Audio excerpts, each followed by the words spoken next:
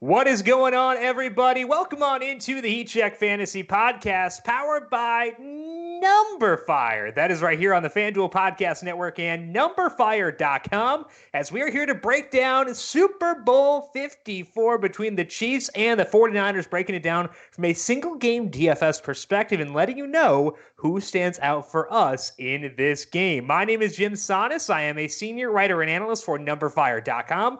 Joined here, as always, by Brandon Gadula. He is the managing editor for Number Fire. Brandon, we are on to the Super Bowl. It is finally the week of the event. How you doing today?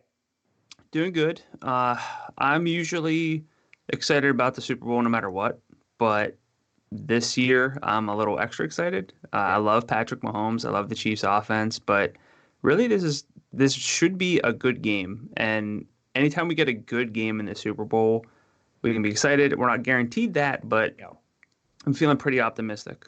Yeah, and I think that it's two really fun play callers. I think that is beneficial too, because I love watching Kyle Shanahan schemes, but also Andy Reid is like a legend from a play calling perspective and from a play design perspective, especially for Shanahan. I think another factor that gets me more excited is that for the first time in a long time, there is not that dread of the inevitability of the Patriots winning. I grew up a Jets fan. Like, I don't like talking about that in the podcast, but they're not involved in this game, so like I can talk about it. The Patriots winning constantly makes me sick. So they're not here. I get to just sit back and enjoy the game because either way, there are players on both teams I can be happy for. Patrick Mahomes' dad played for the Twins. I'm from Minnesota. I can be excited about that. Like I mentioned, I like Kyle Shanahan. Raheem Mostert's a really cool story. Richard Sherman's interesting as like a personality. So I think that no matter how it breaks, I'm going to be happy. I don't have to, A, dread the Patriots, and B, dread Jared Goff making some hideous throw that makes me look really stupid. So it's all good here, honestly. Yeah, it should be a lot less stressful for you this year than it was last year. Absolutely. Stressful was the right word. You hit the nail on the head there. It was not good. Mahomes, I don't worry about that with. It's just we get to sit back and enjoy.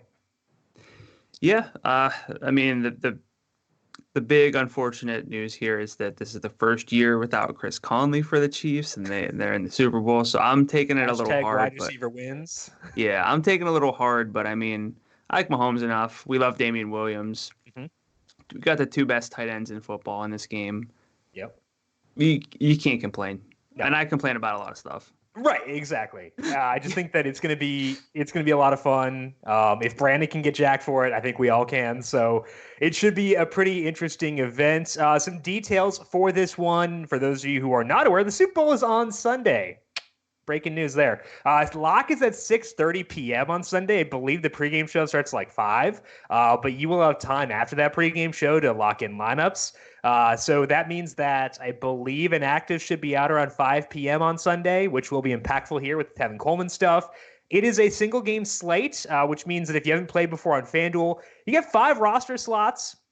Salary cap is $60,000, which means your average salary per player is $12,000. So it's important to keep that number in mind as we discuss various players for today, because Tyreek Hill is $12,000. So you're going to have some flexibility to put in the guys you want. But just keep that in mind. $12,000 is the average. You have an MVP slot where you get a 1.5x multiplier on their point total there. And if you want to use Patrick Mahomes in your MVP slot, his salary there is the exact same as if you wanted to use them in your any other slot. That's different on some other sites. That is the same salary on FanDuel. So you just kind of get to, pick the guy you think will be the highest scorer for that game.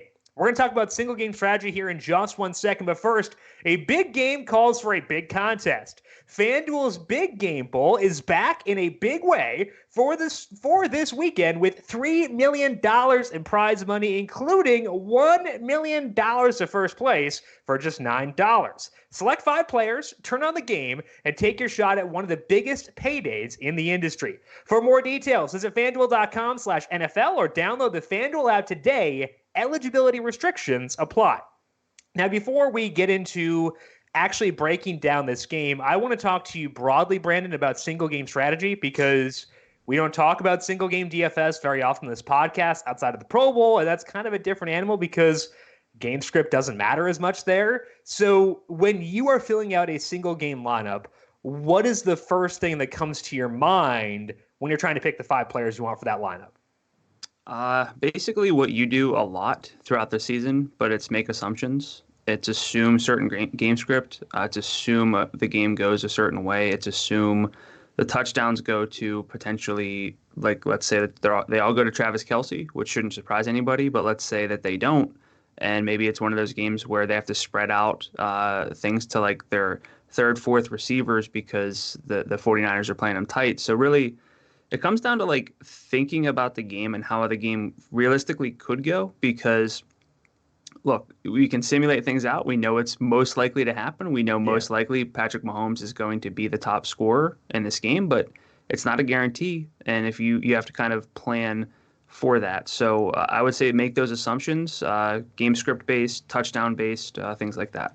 I think assumption is a big word. Another word to use here is interaction, because there are certain players who interact with each other where if Patrick Mahomes and Tyreek Hill obliterate the slate, the odds that Raheem Mostert does well go down, because if Mahomes and Hill blow up, that means that the Chiefs are scoring points. And the more points the Chiefs score, the lower the expected output for Mostert is. So you want to take into account the interactions between players. Now, that does not mean it's impossible for Mostert to do well in a lineup where Mahomes and Hill do well, but the odds of that happening are much lower, and I want to play into those odds with this. So basically, I want to make an assumption in my head about the way the game plays out. So this lineup specifically assumes it's a back and forth affair, and if I assume that, both quarterbacks will be pretty attractive. If I assume the Chiefs roll, I'm definitely not using Mostert, and I could see myself not using Garoppolo either and just going with a lower salaried pass catcher, loading up on all the expensive Chiefs that I want.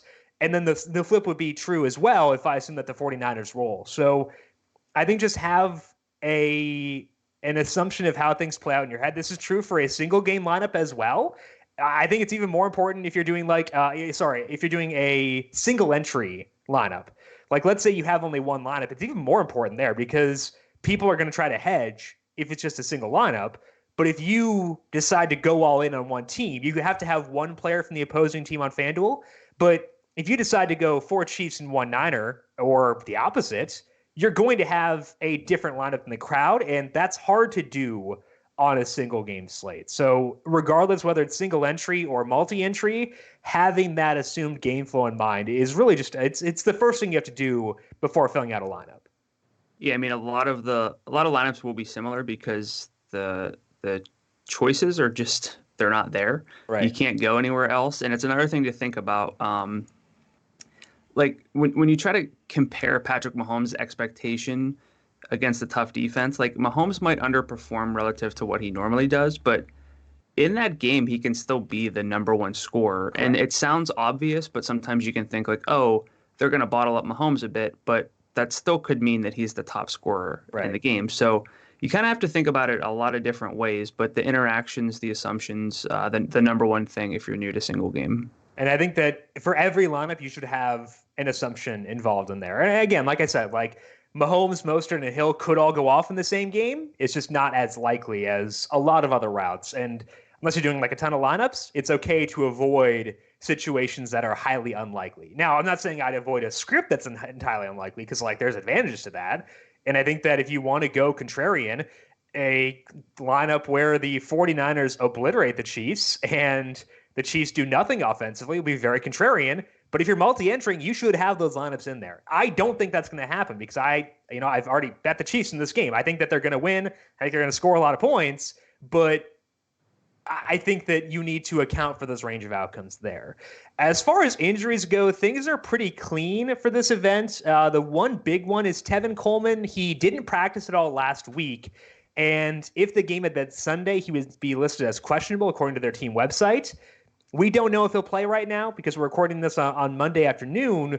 We're going to talk around that and say if Tevin plays X, if he doesn't play Y. But as of right now, we don't know what Tevin Coleman's outlook will be. Chris Jones, the only other guy who was listed as questionable, but he practiced in a limited fashion all week last week. He was able to play a little bit less than half the snaps in the conference championship. He should be good to go. So both teams really healthy. Travis Kelce got banged up, obviously, earlier on, but he was good to go. So we are all set. It's just Tevin Coleman from an injury perspective. So, Brandon, I want to toss it to you first. What are your initial thoughts on this game, and what do you see playing out here? So I think the number one thing is that the Chiefs are favored by 1.5 on FanDuel Sportsbook. The total is 54.5. So it's about a think like 28-26 type of score. That's basically the implied output. So there could be points, and that is I think that's going to be the baseline assumption for me as well, because Mahomes is so good even in tough matchups that I believe there will be scoring. And spoiler alert, Jimmy Garoppolo, when he needs to throw, is quite good. So I can definitely see the path to points, and that's going to be the way that I approach things first and foremost. Now, I won't be alone in that, because according to OddsFire, 68% of the bets and the money are coming in on the over, but also 72-ish% of the bets are on the Chiefs to cover the spread, 73% of the money. So the real contrarian way to go is to load up on the 49ers. But correct. I think my first glance is there are going to be points, and I'd rather have the Chiefs. But that's probably how everyone's going to think about it. So what about you? I think that if we're talking like single entry, I would bet the lineups are pretty balanced, given the tight spread, where they go like 3 Chiefs and 2 49ers.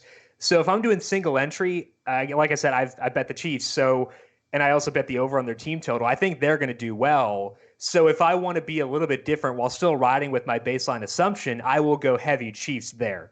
I don't think that's the most likely outcome. I think the most likely outcome is a back and forth game where it's pretty close. But the way to load up on the Chiefs while still being mildly contrarian is having 4 Chiefs as opposed to 3. And I think that would be my default way to go. You alluded to Patrick Mahomes against good defenses. I want to dive into those numbers quick because they're pretty dumb. He had 3 games this year against top 10 pass defenses, which is not a large number, but his numbers in those games were really good. He averaged 0.34 passing net expected points per dropback in those 3 games. That's a number fire metric. And for context, no other quarterback who had at least 100 dropbacks against top 10 pass defenses was above 0.24. So Mahomes was a full 10th of an expected point better than everybody else in the league this year against top 10 pass defenses. Those games were against Baltimore, which is tainted because it came before the Marcus Peters trade, before Jimmy Smith was healthy. He lit them up, but it was at home before that. So I think you could toss someone out. But the other games were at home against or on the road against the Patriots. He hurt his hand in that game. Still averaged 0.10, passing net expected points per dropback. That's well above average. The league average is negative 0.03 against top 10 pass defenses. 283 yards, a touchdown, a pick. And the other one was on the road against the Bears, where he had 0.41 passing net expected points per dropback. He was disgusting there. Both those games were true road games, and he was awesome.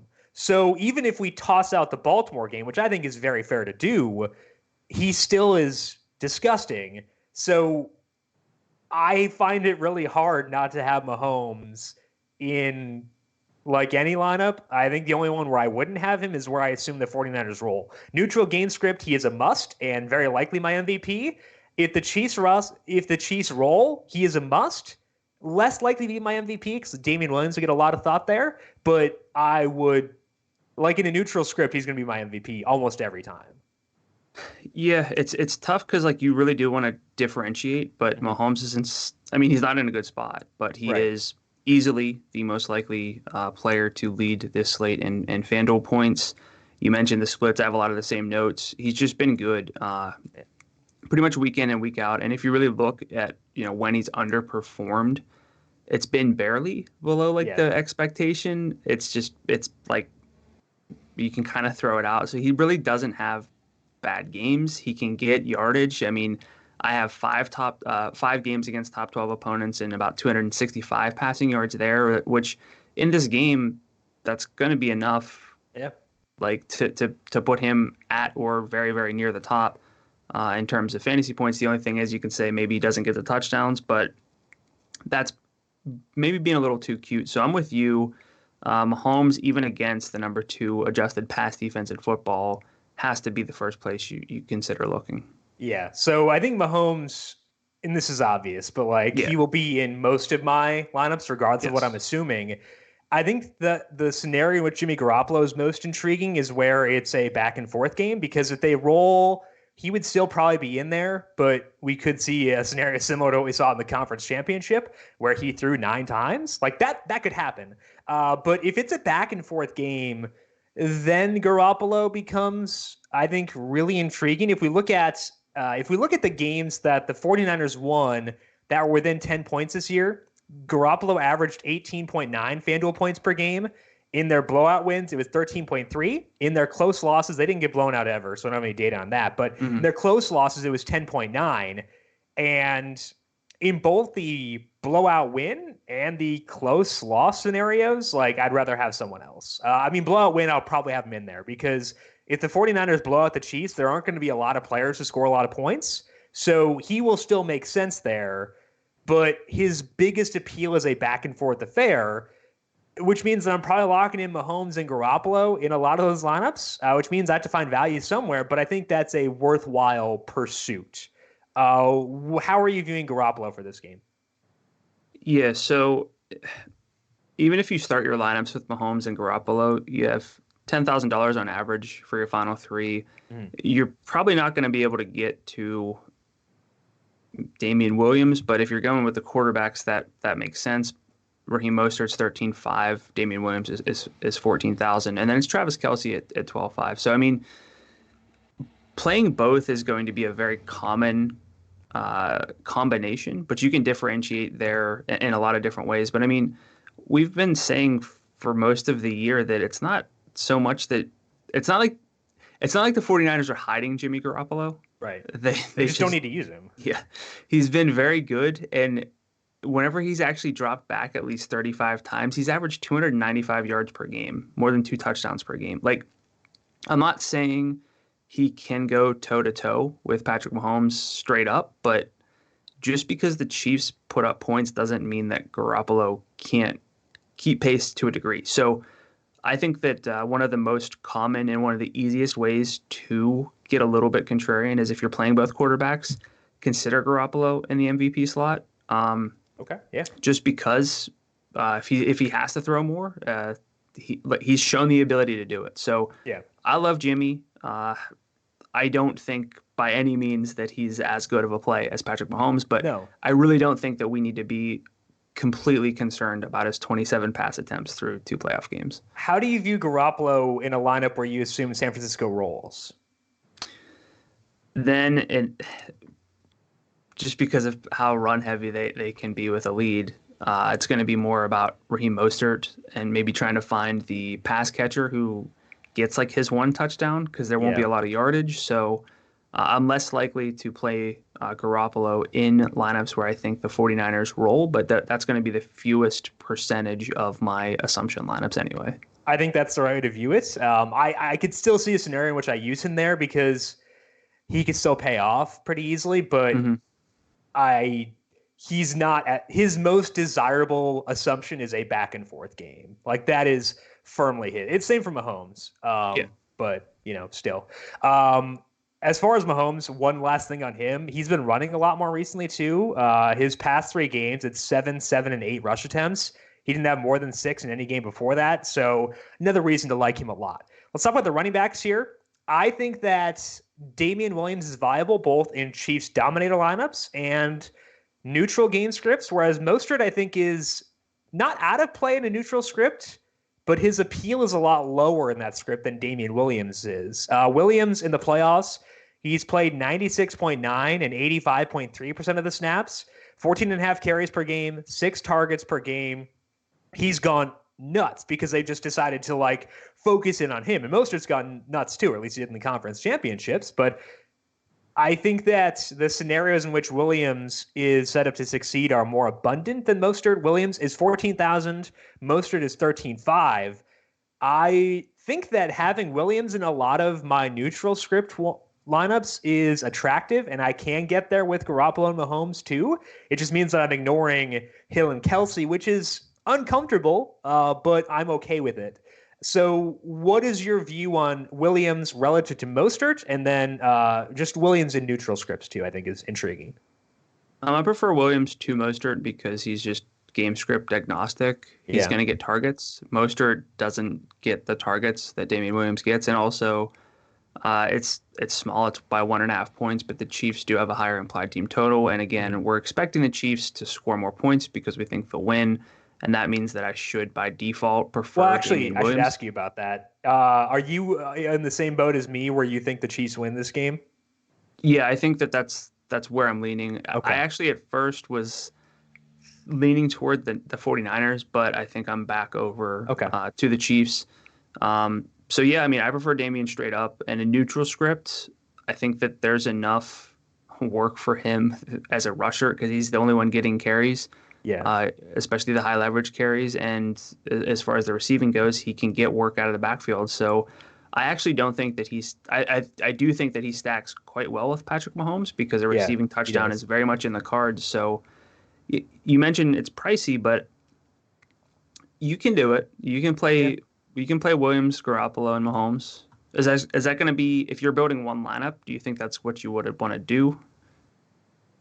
I would strongly consider it. The one thing that might push me off is I want to try to be pretty bullish on Tyreek Hill, and using Williams in that scenario means I'm not using Hill. I think I'd be more inclined to dump out of Garoppolo, though, than I would be out of Williams. And using Mahomes, Williams, Hill is pretty easy, honestly. So I think I would, if I had one, I'd be more inclined to just load up on the Chiefs and forego Jimmy G. But it's not because of Williams. It's just because I really want to get Tyreek Hill in there because I like him. We'll talk more about that later on. Yeah. As far as Mostert goes, it's hard for me to figure out what the workload is going to be if Tevin is good to go. Kyle Shanahan said that Tevin is progressing. That's good. He said immediately after their game in the conference championship that he thought that Tevin had a chance to play. This has been the prognosis all along. We just haven't seen him out there yet. And if Tevin plays, I would expect the early down work to be slightly divided. I guess for them, it's not just early down work because they can run a trap on 3rd and 8 and score because they're freaks. But the early down work, the rushing work would be a little bit divided, and we know these guys don't get a lot of targets. So that hurts Mostert. Also, the Chiefs' rush defense hasn't been great, but they've been better recently. They signed Mike Pennell prior to Week 8. He'd been released by the Patriots back in the preseason, and when he's been on the field, teams average 3.74 yards per carry, according to the Quant Edge. Now, part of that's because he is on there in more obvious rushing situations, and the 49ers don't operate in that way. But if we look overall from Week 8 on, the Chiefs allowed a 43% rushing success rate to running backs. That was down from 51% before they signed Pennell. So he's been a pretty good signing, and we have him and Chris Jones in the interior.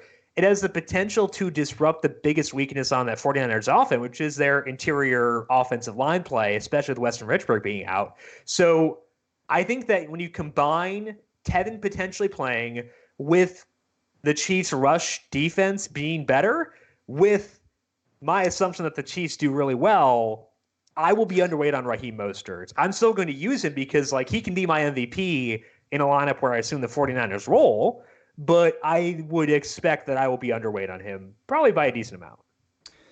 Yeah, I'm probably with you. We've kind of seen him play between 55 and 60% of the snaps whenever Tevin Coleman's been healthier. And while that can still look, he can score 3 times on 50% of the snaps. We know that. I'm just speaking in what's most probable.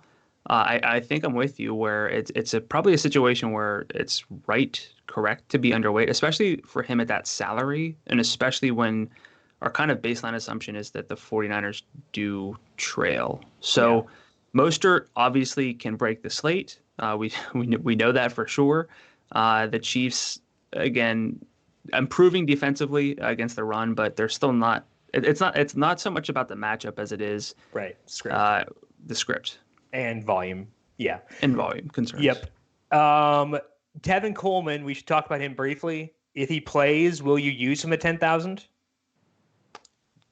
So I'll use if I'm going to build like lots of lineups because it's the Yeah. Super Bowl. Yeah. So yeah, I'll use him at $10,000. But if I'm building 10 lineups, no. If I'm building like even 20 or 25, probably Right. not because I really want to concentrate on a core and make sure that everything seems optimal. But yeah, I'll have some of them, but I wouldn't really recommend it if you're building 5 lineups. Yeah, if I'm doing 10, it's an easy no for me because if I'm doing 10, I'm probably having like two 49ers roll lineups, and I want Mostert in both those because I want two cracks at it with Mostert in Mhm. there. So probably not there.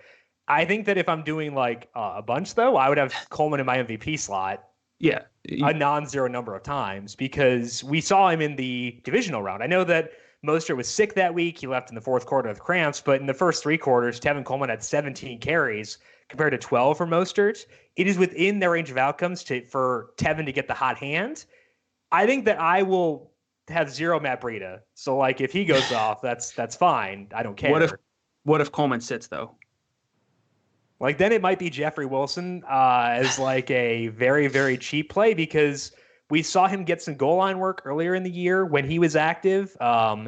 So I'm not sure there's really any scenario in which I get to Breida.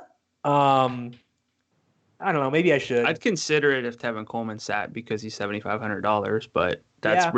that's really it. And I think the thing that I feel like all these single game podcasts are really everyone's kind of in play within reason. So like Tevin Coleman's absolutely in play and he could pay off as the MVP. You kind of have to figure out like what you think the odds are that he puts up that kind of game that he did in their first game in the playoffs. So I just kind of want to support what you're saying, where it makes sense sometimes to put him in there. But Yeah. again, if you're building just a few lineups, he doesn't really project to have that kind of role. Yeah, exactly. I think I'm going to full fade Breida, even though what you're saying is right. But like Manny is 75. There are some Chiefs who are cheaper, like $1,500 cheaper, who are really fun. So I don't know if I'll get there. But Mostert's a really good MVP play. If you assume the 49ers win, probably would be my most popular MVP play in that scenario. I think that George Kittle also deserves some consideration there, despite the projected lower game flow, just because I think he has 2 touchdown upside. But I think that Mostert would be my most common MVP. Let's move now to the passing games here and talk about the pass catchers. We'll start with the Chiefs side. I mentioned before I want to be aggressive with Tyreek Hill, and a lot of that is because of the matchup. I like when you look at this 49ers defense, they're kind of built to stop things in the middle of the field, and that's kind of the way they play things pretty often. They allowed the fewest receiving yards to tight ends the entire year, and they just didn't allow a lot of passing yardage to begin with, so that's not a shock, but they were 4th against wide receivers. And there were 11 wide receivers who had at least 8 targets against the 49ers during the regular season, and 5 of them ran a 4.39 40 or faster. And what do the Chiefs have? They have Tyreek Hill. They have Mecole Hardman, who is $6,000. And Sammy Watkins ran a 4.43. I don't think he's really there anymore, but he showed against the Titans that he can still bust off a long one. So I want to go with the speed. That pushes me towards Tyreek Hill as being someone I take the hardest stance on. I'm going to use Travis Kelce because he gets a lot of red zone targets. Obviously, we know he can blow up a slate, but I want to lean most heavily towards Tyreek Hill. What is your overall view on the Chiefs pass catchers? Yeah, I have it Hill as well for the number one. I have 10 games in which Kelsey, Hill, and Sammy Watkins all have played at least half the snaps together. In those games, Kelsey does lead in target share at 25%, Hill's at 23.5%, and then Watkins is at 17.9%. But the key differentiator for me is that Tyreek Hill has a lot of the downfield work, which shouldn't surprise anybody, but he's getting 3 downfield targets per game in that sample. We can see him get more than that in a single game. And, Right. you know, it's kind of, if the Chiefs roll, it's probably because Tyreek Hill has a big play or two. If the Chiefs are down and they have to sling it, Tyreek Hill can just churn out yardage on deep passes. So Hill at $12,000, I think he might be the most intriguing play outside of the quarterbacks. Yeah. On the whole slate. I think Damian is higher, but I think intriguing, most intriguing. Intriguing. Yeah, that's probably a good way to put it. Slate busting. Yeah, I mentioned that I'd probably have Mahomes as my like default MVP in a neutral game script lineup. Tyreek would probably be one of the guys I'd turn to first if I were deviating from that. And so I'm going to take the Gadula approach here, fill out a lineup with 5 players I like, with Patrick Mahomes in the MVP, duplicate that lineup, and switch Mahomes and Hill, and put Hill in the MVP, Mahomes further down, just so I have the same lineup, and I'm not using suboptimal plays, but I'm just assuming someone else really going off here. So the Gadula approach in play this weekend. I was going to mention that because that's what I'll do for my primary lineups, because you don't want to have the correct 5 players, right? But use the wrong MVP. I did that yesterday during the Pro Bowl. Freaking Mark Andrews. Didn't have enough of him in the MVP. Yeah, but that is a go-to strategy for me in these single game formats because again, you're putting in the work, you're making the assumption lineups, and sometimes the hardest part is thinking through the game the right way and hitting on that. You don't want to just leave yourself short. I'm not saying you have to play hundreds of lineups to do that, but I would rather kind of hit on the same 5 or 6 players and make sure I'm covered with all my bases than to play like 25 different players over like 10 lineups. So I think the way to view it when you're talking about Hill versus Mahomes is you figure out the percentage of times that Hill outscores Mahomes and then kind of deviate or divvy out your MVPs in that way. So Tyreek Hill, my favorite pass catcher here. I like Watkins. He's 10-5 though, and he's in an area where he is more expensive than Deebo Samuel and Emmanuel Sanders. I'm not sure if I agree with that being the case. So I like Watkins. I'm going to use him, but I think the Chiefs pass catcher I want to be most aggressive on is Tyreek Hill. Now, we were talking about lineups before where we have Mahomes and Garoppolo at the top, and there we probably need a value play. I think you could live with like Emmanuel Sanders and Deebo Samuel, but if you want to dip down lower, Mecole Hardman is really attractive for the reasons discussed before with Tyreek Hill and the speed, because if you look back at that conference championship game, Mecole Hardman actually ran more routes than DeMarcus Robinson. It was 19-16. He had only 1 target, but when Hardman is out there, they're getting him creative looks. They're getting him involved as a rusher. They're getting him involved as a wide receiver. And we know he can bust off a big play. He does not get enough volume for me to use him as my MVP, but as a $6,000 value play where if you have him in there, it makes getting 2 guys like Tyreek Hill a lot easier. I think that is a really good situation. So among the plays who are like I'm going to toss out Emmanuel Sanders. He's 75. I want to make the cutoff there. Lower than $7,500, I think Mecole Hardman is in a tier of himself as a value play. When you're looking for a super cheap play for those Mahomes, Garoppolo, or Mahomes, Williams lineups, Brandon, where does Mecole Hardman grade out for you? You said below 75? Yes. He's got to be number 1, right? Yeah, I mean, I agree. Nobody else really stands out. And look, Andy Reid's probably got something cooked up. He, like you said, he ran more routes than DeMarcus Robinson in the conference championship. He outsnapped him barely, which was actually the only time in the 10-game sample with Kelsey, Hill, and Watkins healthy that actually happened. So it's pretty telling that it happened last week or 2 weeks. It happened the week after Robinson had like 16 drops in the divisional round. Like, yes. Probably not a coincidence. So Andy Reid's probably got something drawn up to get Mecole Hardman 1 or 2 deep shots because he can break a play. And I think that, look, if you're banking on what's most realistic, what's most likely, doesn't make sense to load up on Hardman, but you put him in and he converts on one of those plays. I mean, that's how you have to think about a single game slate. You can't just play the most balanced, most obvious lineup.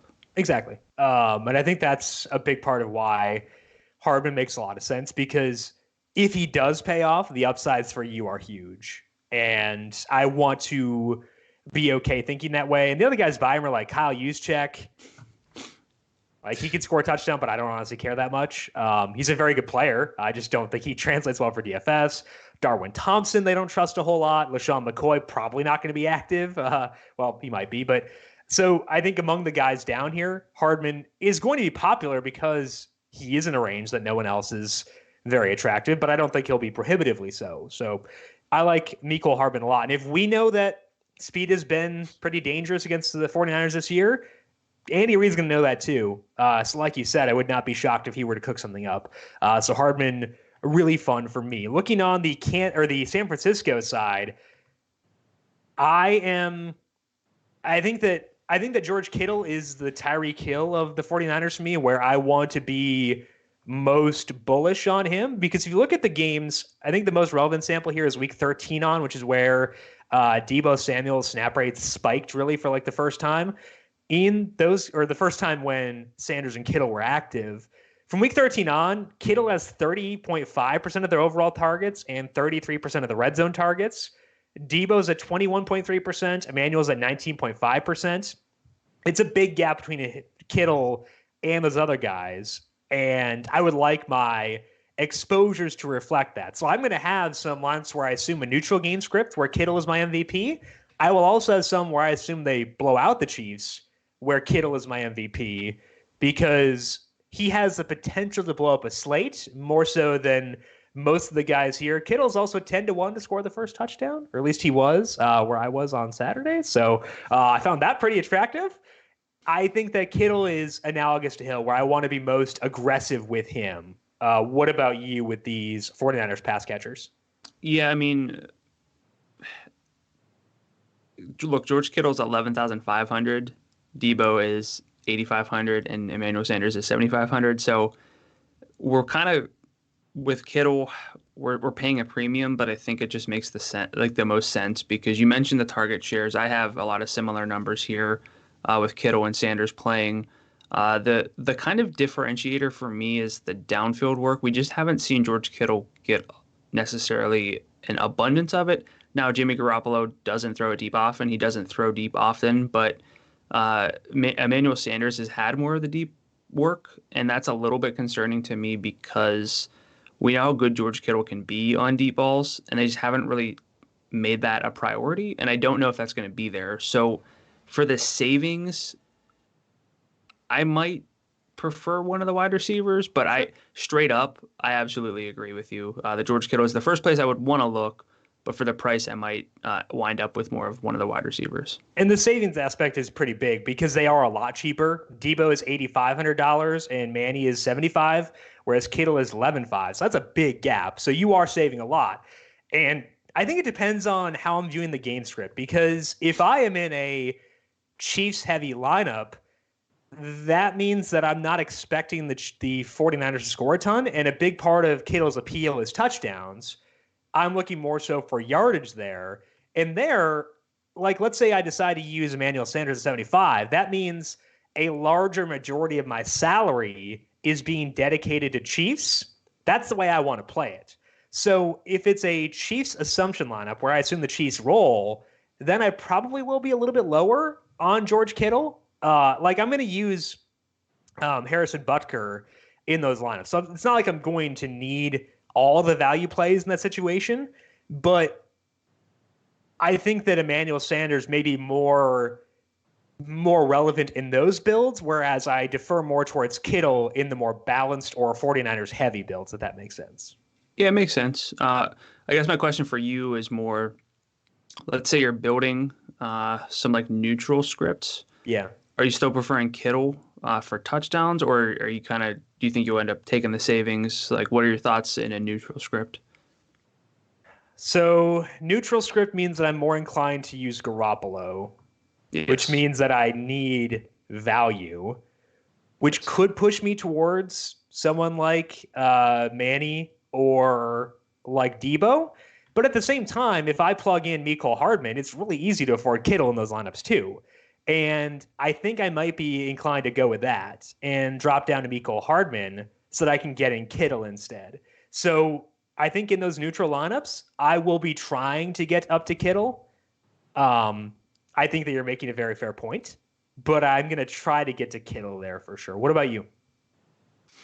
I mean, realistically, I'll be playing Garoppolo in those games where I want both quarterbacks, or those lineups, I should say, where I want both quarterbacks. And I don't know, I haven't toyed around with everything enough, but I'll probably land on one of the wide receivers, and I'm kind of okay with that. Again, I prefer Kittle straight up, but I like what both of the receivers can do. They're involving Deebo Samuel as a rusher. They're getting him some rushing attempts. They're getting him some creative looks. I mean, he could score on like an end around from the 5, and he did it twice in the regular season. And then Jimmy Garoppolo doesn't get those passing touchdowns, and like let's say that's one of two or like the only touchdown. You know that's something to consider. So I'm probably higher on Deebo than I am on Manny. I'd agree. But again, he's a little bit more expensive, but they're both pretty cheap. And I think that it's not just that he's getting rushing attempts. It's the fact that they want the ball in his hands. It's the signal that the rushing attempts give more so than the actual volume itself. Yes. He can break tackles. He's been amazing at that the past couple of months. And that to me signals Kyle Shanahan wants the ball in Deebo Samuel's hand, which means that I should want Deebo Samuel in my lineups. So I'm taking a cue from the team, even though Deebo is $1,000 more expensive. I would also agree with you where I'm going to rank him higher. Kendrick Bourne, from week 13 on, has 11% of the targets, 10% of the deep targets, 13% of the red zone targets. I think the only scenario in which he plays a lot of snaps is where they are down big. But when they're down big, I'd rather find the 500 to get to Manny. So I don't see a lot of scenarios in which he really seems interesting to me. Are you on the same page there? Yeah, I wish he were like a $6,000 play. Agreed. He's too close to even Deebo. Yeah. All things considered, he's not even like they have their own volume concerns in terms of targets, but he hasn't even played a third of the snaps in 3 straight games. He's like a differentiation piece. If he scores a touchdown, like he's going to be someone who, if I'm building a ton of lineups, I'll filter him in. Right, because he has shown some talent. He's scored touchdowns this year. That matters. Yes. But, really, frankly, it's just like I won't say an off the wall because there's a clear path, and off the wall plays like, oh, Jeffrey Wilson comes in and steals all the goal line work. Like that's more off the wall. But Kendrick Bourne could score a touchdown or multiple.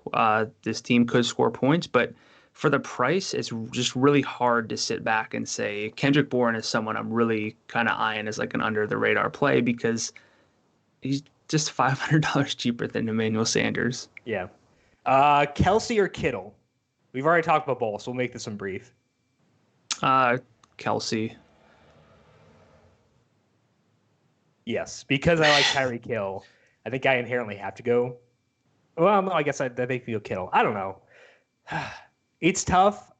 It depends. Like, this is a very stupid answer, and I'm sorry it's a cop-out. It depends on the build. If it's a very Chiefs-heavy lineup, it's Kelsey. If it's neutral or 49ers-heavy, it might be Kittle. But I don't know. I like both a lot, but I think it depends on the script. But in a neutral, if I assume it's back and forth, I'd probably go Kittle by a hair. I can't really blame you. They rate out really similarly in my like range of outcome stuff. Okay. They're kind of just about as likely to be like the lead scorer as anybody, like as each other. So I mean, I can't really fault you. And I guess really what I should say is for the savings from Kelsey to Kittle, maybe I do prefer Kittle, but I don't really have a firm answer because they're both the odds-on favorite to kind of lead their team in targets, which is kind of fun for a single game Super Bowl slate, and we're getting tight ends that should be. But you could use both in the same lineup very easily. I was going to say that that could very easily be one of the best ways to go about it because typically my mind thinks I can only play like one of them, but you can play both in this format, and they absolutely both have like multi-touchdown upside. So Kittle Kelsey stacks, they're not that expensive, and I would say even if you're doing 10 lineups, I would make sure one of them is a Kittle Kelsey lineup where you have both. that would be something that I would be trying to do. All right, kicker talk, because we don't have kickers in regular season DFS, but for single game we do. And kickers are actually really good plays in single game DFS when you assume that things slant one way or another. So in my Chiefs lineups where I think that they roll, Harrison Butker is going to be in 80 to 90% of those. I think that's the way I want to view it, is my exposure to these guys in various builds. If I assume the 49ers roll, Robbie Gould will be in nearly 100% of those lineups because they don't have a lot of guys who are going to score points in that scenario. Gould will, because he'll get some field goals. He will get extra points. So I think that in the neutral script, they're harder to get to because it's more of a back and forth thing. And if it's a shootout, that implies there are touchdowns scored versus field goals. So when it's a lineup where I assume that one team does well, probably going to have a kicker. If I assume it's more neutral, probably not. How are you viewing the kickers for this game? Yeah, it's news. Like it's a new thing again to have kickers on FanDuel in the single game format. They never went nowhere, but they're saying kickers back. I'm sure that's a reference that I don't get, so I'm just gonna laugh through it. It is a friend of FanDuel, Ludacris. Oh, okay. Yeah. He's from the Blizzard Man sketch on Saturday Night Live. I'm sure that is his most famous thing, yes. Yeah, I mean, kickers, it's one of those, I think for me, the kicker situation comes most in like the assumption lineups. And look, my baseline assumption, my instinct is that this game goes over. That's what a lot of the bets are. But this is like a 20 to 14 game. I guess I shouldn't say 20 to 13 game. So like some extra field goals. Like not a lot of people are going to build their lineups and think, you know what, this game's going to be terrible and it's going to be decided based on field goals. So I'm not necessarily advocating stacking the kickers, but it's a very cheap way to get some exposure. And frankly, it's clearly a real outcome that this game hits the under, and then you're burning a lot of lineups where you're just loading up on everyone who's not a kicker, that there aren't touchdowns. And try to remember last year, I don't think that the double kicker lineup would have been the optimal, but like it very well could have been had like the Rams scored a couple more field goals, which was possible. So like it is within the range of outcomes. I don't think I'll have a double kicker lineup just because if one kicker does well, that implies his team is ahead, which implies the other team is behind, which implies they're not going to settle for field goals as often. So I don't think I'll have a double kicker lineup. But like you said, it is possible that could be the optimal there. I'll have a few because, again, if people aren't going to play is a very easy game to get excited about, and people aren't going to like expect it to be 16-13. Right. And if it is, I could use Deebo Samuel, who's really fun, or Robbie Gould is only $500 more. So you're right. That's exactly what I'm saying. No, you're right. There are very few people are going to project this game to be super low scoring with not a lot of touchdowns, and it's going to be kicker heavy. And I understand how if one kicker does well, it implies the other kicker's not doing well, but field goal battles do exist, and we don't know what to expect. We can think we know what to expect, but it's, again, well within the range of outcomes that this game disappoints and there are a lot of field goals. So I do think that it's viable. It's obviously not going to be something that I do frequently, but it's in play. It's in play. You can do it. It's a good strategy. Jim won't, but I'll do it. No, you can. No, it's a good strategy. So if you win, I will be happy for you. I guess there's that. Before we close up here, we're gonna do our favorite like stacks in different scenarios. So like 3 players you think interact well. So we're not going to give out a full lineup here. But like 3 players you think interact well. If the game is close, if the Chiefs blow out or if the 49ers blow out, and then we'll do your assumed game flow if you have one lineup. So Brandon, I want to start with you. Let's do neutral game script first.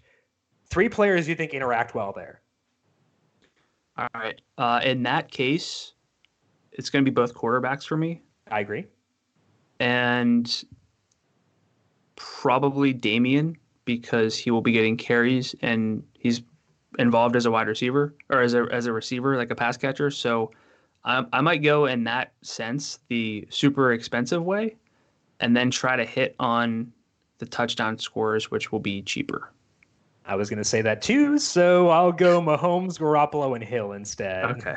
Because we can't agree. That's too boring. But I agree that the Mahomes, Garoppolo, Williams, and like if you use Mahomes, Garoppolo, or if you use Mahomes and Williams together in general, you are getting access to 97.7% of the Chiefs' yardage. That's not a real number. I made it up.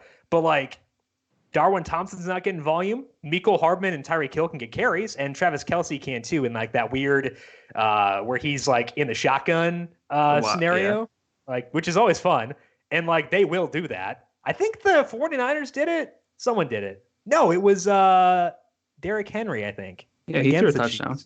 Yeah, I think someone ran it against them or something, and it was like magical. Anyway, I love it when teams steal plays from other opposing teams because it's just beautiful. But I'll go Mahomes, Garoppolo, Hill, but Mahomes and Williams stack really, really well together. All right, Chiefs blowout.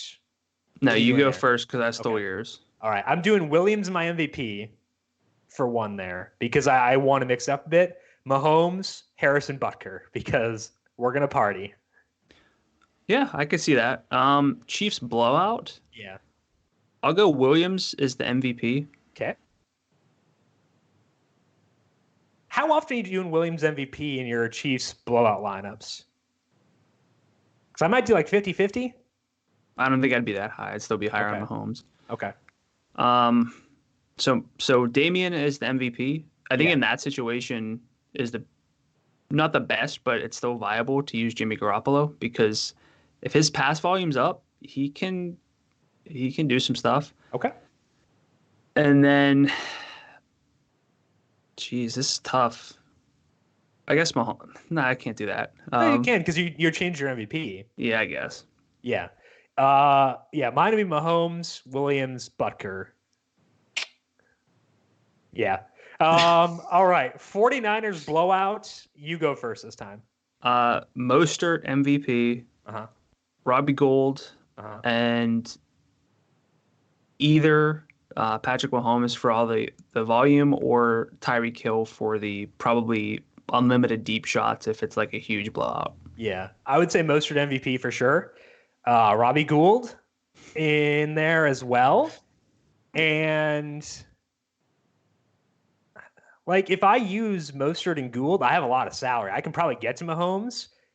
And it's hard for me to see a lot of scenarios in which he isn't like among the top 5 scorers in the game. If I'm using Mostert and Gould, salary doesn't matter as much. Mm-hmm. So I might just go for the top 5 scorers, and that could be Mahomes. So I think Mahomes actually fits really well there too. Yeah.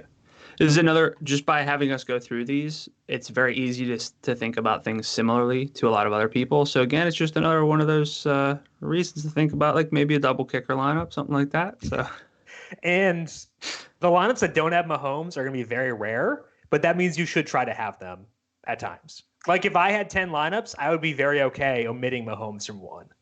Like that would be very okay with me. Even if it's just 10, you might burn that one lineup. That's okay because you have 9 other ones that can still do well. So I think I would give some thought to that too. Yeah. All right. You have one lineup. It's a single entry. We're going to say single entry, not just one lineup. Single entry contest. How are you feeling? Like, what is your assumed game flow in that one lineup? You don't have to say who you're using, but what is your assumed game flow there? Probably a fairly close game that the Chiefs lead, which means a lot of passing and then a lot of passing attempts for Jimmy Garoppolo, which gets me very excited.